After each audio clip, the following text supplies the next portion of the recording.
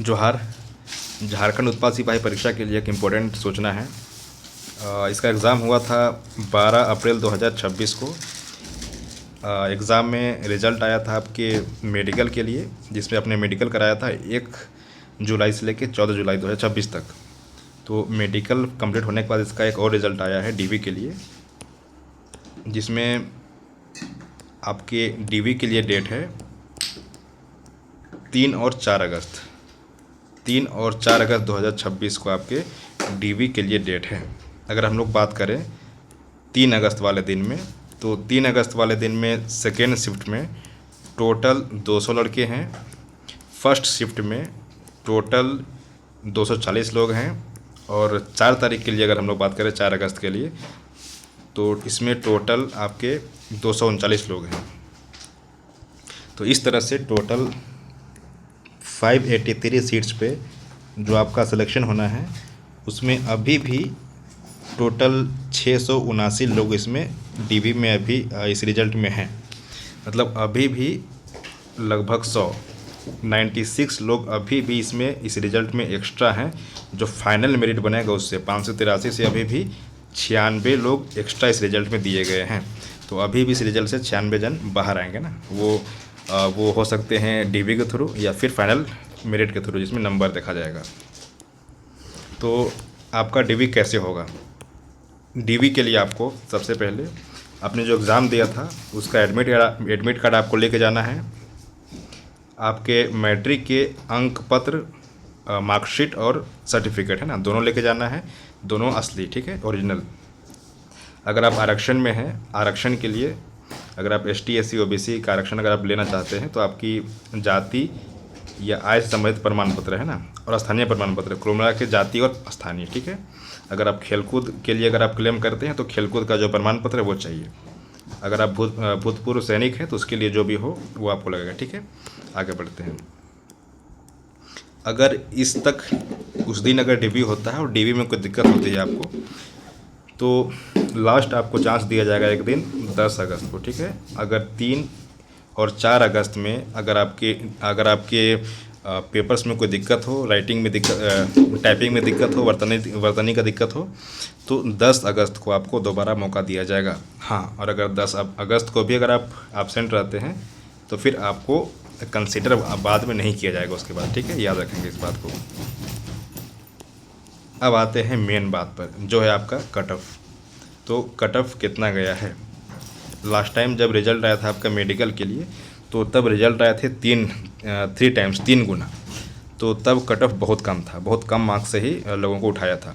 लेकिन अभी अगर UR के लिए देखें, जिसमें टोटल 679 टोटल रिज़ल्ट हैं, उसके अकॉर्डिंग देखें तो UR का कट ऑफ गया है 548। यानी कि हम लोग अगर देखें क्वेश्चंस में तो 182 क्वेश्चन, 182 क्वेश्चंस। ST के लिए देखें तो कम है 490, 490। SC के लिए थोड़ा ज़्यादा है 515, जो कि उसके सीट्स कम थे। EBC BC1 के लिए 536 और BC2 दोनों के लिए 536 इक्वल मार्क्स हैं। EWS का सिलेक्शन हुआ है अभी 507 से, और PTG का सिलेक्शन हुआ है 411 से, और स्पोर्ट्स कोटा से अगर आप हैं तो बहुत कम में ही, यानी कि 332 नंबर में आपका सिलेक्शन हो गया है अभी के लिए ना। तो अब इसमें क्या करना है आप लोग को? आप श्योर कौन लोग हैं? आप श्योर वही लोग हैं जिनके डीवी के सारे डॉक्यूमेंट्स बहुत सही होंगे, और साथ में अगर आप UR से हैं, मैं एग्जांपल देता हूं, अगर आप UR से हैं और आपके मार्क्स 548 से अगर कुछ बढ़ के होंगे, लाइक अगर आपके होंगे 558, 10 नंबर ज़्यादा, तो आप 100% श्योर हैं, आप 100% श्योर हैं कि आपका रिजल्ट हो जाएगा। लेकिन अगर 548 एग्जैक्ट आपके मार्क्स हैं और आप ही से अगर मिनिमम कट ऑफ उठाया गया है, इसका मतलब है कि अभी भी आप डाउट में रहेंगे ना।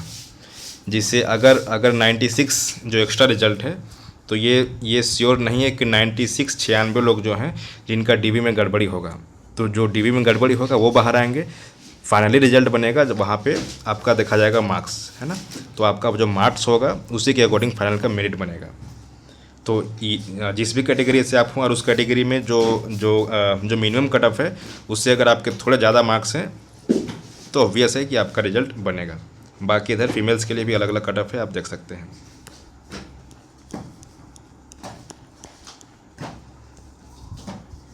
हाँ, इस पेपर को आपको प्रिंट आउट निकलवा लेना है, ठीक है। और अच्छे से इसको फिल करके ले जाना है ना। सबसे पहले आपका रोल नंबर क्या था आपको यहाँ पे फिल करना है। आप किस पोस्ट के लिए आवेदन किए थे उसे लिखना है। यहाँ पे आपको अपना एक अच्छा सा फ़ोटो चिपकाना है। किस डेट पे आप डीवी करवा रहे हैं वहाँ पे ये लिखना है और पाली लिखना है, प्रथम या द्वितीय उसे टिक करना है। अपना नाम लिखना है हिंदी में, अपना नाम लिखना है इंग्लिश में, कैपिटल में होता है हमेशा नाम। पिता का नाम, माता का नाम, अगर आप लड़की हैं आपके पति हैं अगर हैं तो उनका नाम, आपका डेट ऑफ बर्थ 1/8/2008 को 18 को आपका उम्र क्या था, और 1 अगस्त 2023 को आपका उम्र क्या रहेगा उसे भी लिखना है।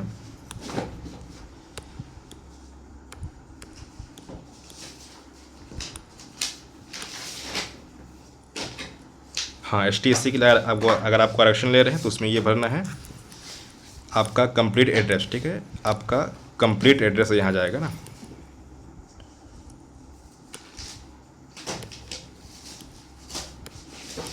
हाँ, फिर मैट्रिक में आपने कौन से बोर्ड से पास किया था। अगर आपने जैक से पास किया था या CBSE से पास किया था, ये यहाँ पे ये मेंशन करना है।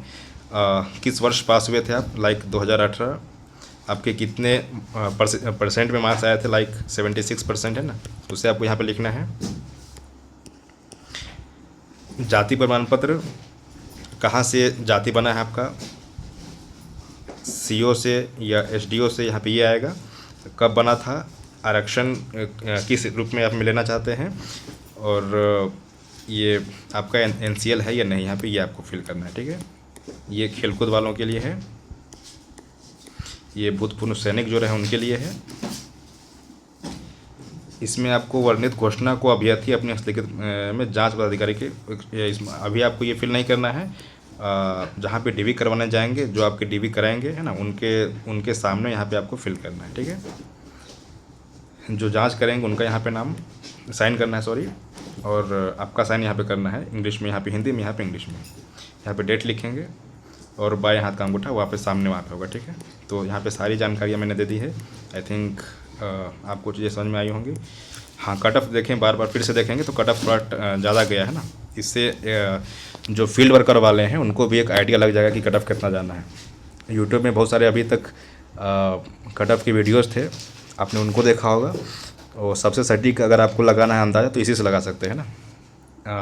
फील्ड वर्क का कट ऑफ आप इसके सामने अगर आसपास अगर आपके मार्क्स हैं तो आपको सेव फिल करना चाहिए। अगर आप फील्ड वर्कर एग्ज़ाम दिए हैं आपने और अगर आपके मार्क्स किसी भी कैटेगरी से हो, अगर इसके आसपास हैं तो आपको सेव फिल करना चाहिए ना। चलिए, सभी को जोहार, थैंक यू सो मच।